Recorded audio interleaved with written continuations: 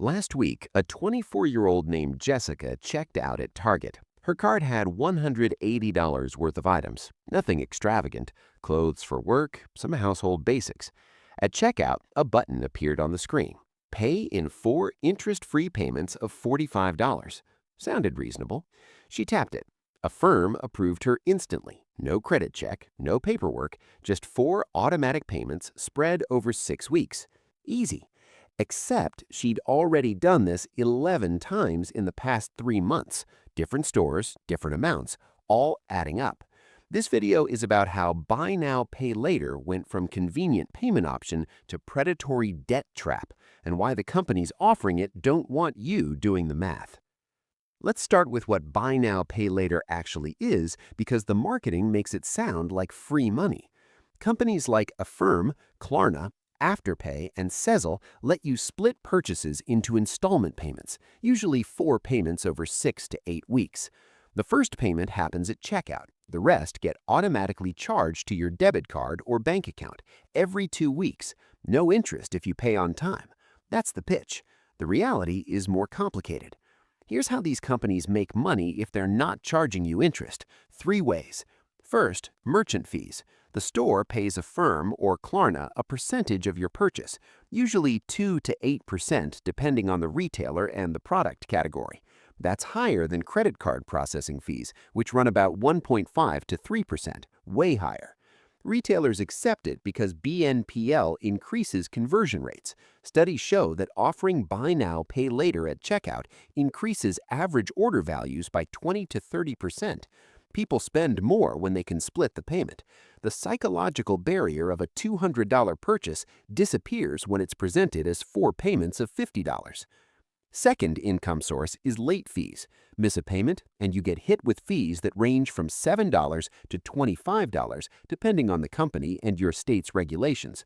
Some companies cap total late fees at 25% of the purchase price. Others don't. And here's the thing. These companies make it very easy to miss payments. They don't integrate with your calendar. The payment dates don't align with your payday. They just hit your account every 2 weeks, whether you're ready or not.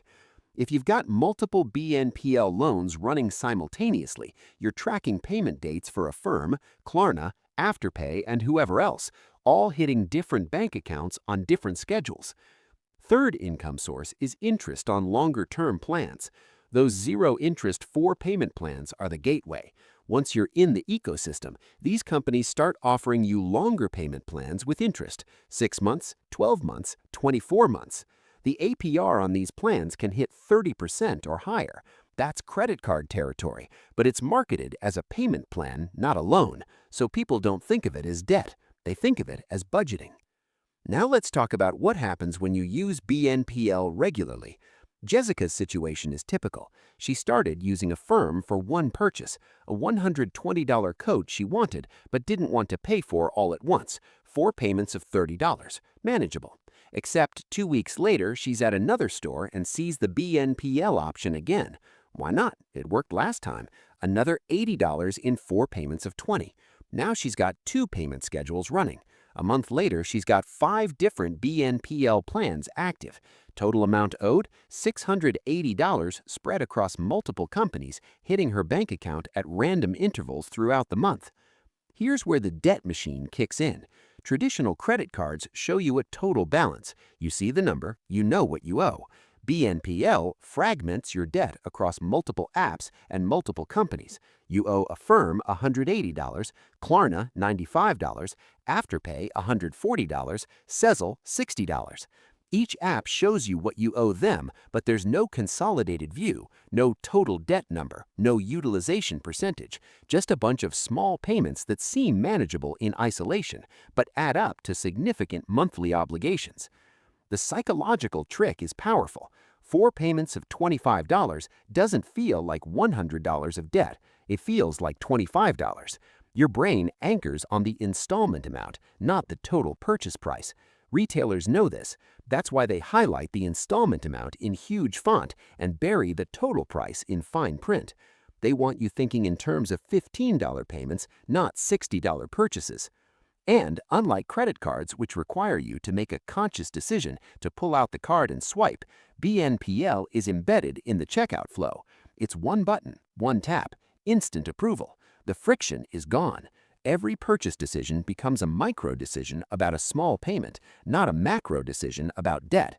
You're not asking yourself, can I afford $200? You're asking, can I afford $50 right now?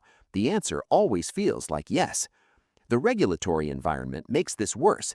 BNPL companies in the US didn't report to credit bureaus until very recently.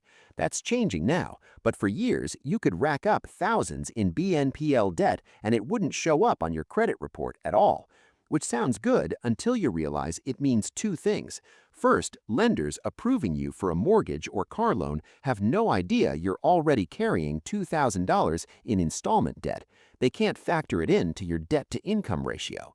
Second, paying your BNPL on time doesn't build your credit. You get all the downside of debt without any of the upside of proving you can manage it responsibly. The UK started requiring BNPL regulation in 2024. The Consumer Financial Protection Bureau in the US issued new rules in 2024 requiring these companies to provide the same protections as credit cards, but enforcement is weak and the damage is already done. Millions of people, especially Gen Z and younger millennials, have normalized installment payments for everyday purchases. A $40 dinner becomes 4 payments of $10. A $15 subscription becomes easier to justify when it's split. The entire economy is shifting toward micropayments that hide the true cost of consumption. Jessica hit her breaking point when her bank account got hit with 3 BNPL payments in the same week: $45 from Affirm, $30 from Klarna, $35 from Afterpay. Total $110 out of her account in 3 days. She had $200 in checking. Rent was due in 5 days. She overdrafted trying to cover everything. $35 overdraft fee from the bank, $10 late fee from Afterpay because that payment bounced. She was in a hole created by trying to budget with payment plans. Here's what the BNPL companies don't tell you. The zero-interest offer only works if you pay on time every time, and if you don't use the service so much that the payment schedule becomes unmanageable. The moment you miss one payment or overdraft your account trying to cover multiple installments, you're losing money, and the system is designed to make that almost inevitable if you use it regularly. The spending data is horrifying. Studies show that people using BNPL spend 20 to 40% more than they would have without it. Cart abandonment drops, impulse purchases increase, return rates go up because people buy things they can't afford and then return them when the first payment hits and they realize the commitment. But not everyone returns stuff. Most people keep it and struggle with the payments.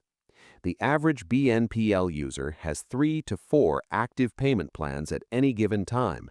That's not people who've used it once or twice. That's regular users. And the average outstanding balance across all BNPL services for regular users is over $1,500. That's $1,500 in interest-free installment debt that doesn't show up on credit reports and doesn't get factored into financial planning. It's invisible debt until it's not. So, what should you actually do? First, if you can't afford to pay for something in full right now, don't buy it using BNPL. That's the entire point of the service. It lets you buy things you can't afford. That's not budgeting, that's debt. Second, if you absolutely must use BNPL, treat it like a credit card. Track every purchase. Know your total outstanding balance across all platforms. Set calendar reminders for every payment date. Don't let the fragmented interface fool you into thinking you don't have debt.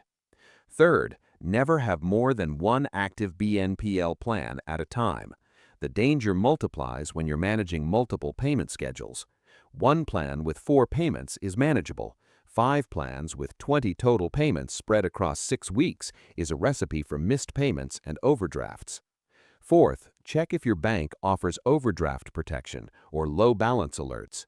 If a BNPL payment is going to bounce, you want to know before it hits so you can transfer money or contact the company.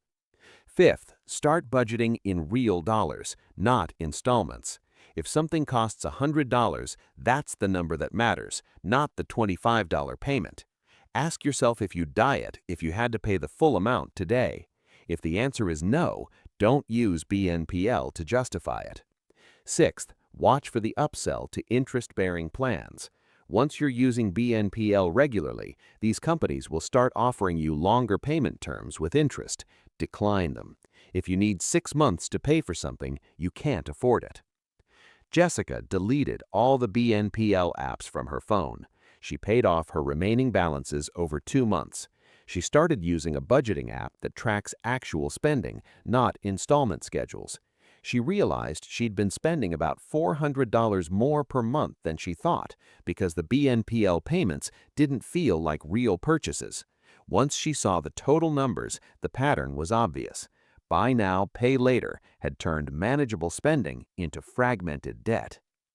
The companies will tell you this is about financial inclusion, giving people access to purchases they couldn't otherwise afford. But there's a reason credit cards require income verification and credit checks, because lending money to people who can't pay it back is predatory. BNPL bypasses those protections and calls it innovation. It's not innovation, it's subprime lending with better branding. If you've got active BNPL debt right now, you're not alone. Millions of people are in the same situation. The fix is simple, but not easy. Stop using the services, pay down what you owe, start thinking in terms of total price, not payment schedules. The convenience of splitting payments isn't worth the hidden cost of fragmented debt and overdraft fees. Buy now, pay later became a debt machine because it was designed to be one. The psychology is deliberate, the fragmentation is intentional, the outcome is predictable. You spend more, you track less, you owe more than you realize until it's too late. That's not a bug, that's the business model.